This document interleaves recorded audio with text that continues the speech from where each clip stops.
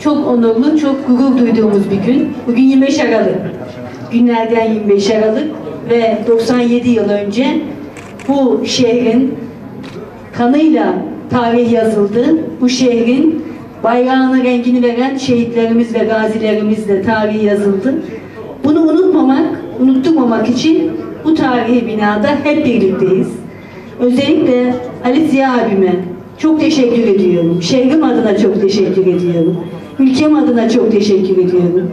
Geleceğimiz çocuklarımız adına çok teşekkür ediyorum. Bazen bir fotoğraf binlerce kitabın anlatmaya çalıştığını anlattık.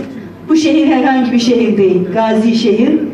En önemli sermayesi yetişmiş insan gücü. Bugün Halit Ziya abilerimizle ve ailesiyle bugün bunu başarıyoruz. Bu güzel arşivden dolayı çok teşekkür ediyorum. Bakalım buradayız Sayın Valim. Teşekkür ederiz. Sağ olun.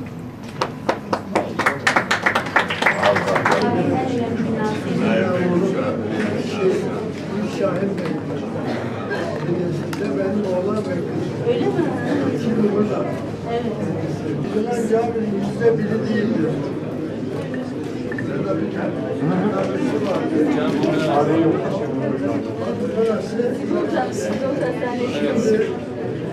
Şey yaptılar. Şu da içeride Oğuz Aksever'in anlattığı evlatlar. Evet. Bakım yapılmak şu anki Antep daha sahileştirmeye gidiyor.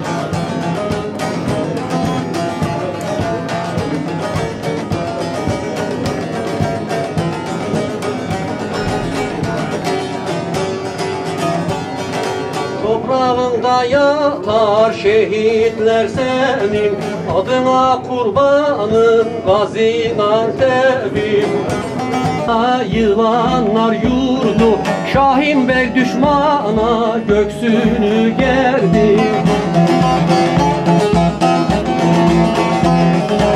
Önce vatan deyip canını verdi, adına kurbanın Gazi Antep'im. Doğru açılışımıza geçiyoruz. Hayırlı olsun. Burada Gaziantep'in Doğu bölgesinde Şark cihetinden görüntüleri ekledik.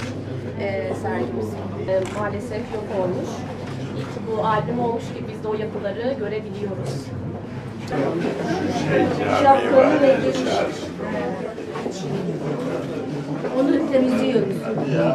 Bugün İstanbul'da var bu proje. Hatay'da temizler. Hatay'da var bir de sizde. Evet, hepsi var. Bu da Ahşar Sultaniye gibi bir bina. Güzel, güzel bir proje. Emeklerinize sağlık. Çok ediyorum.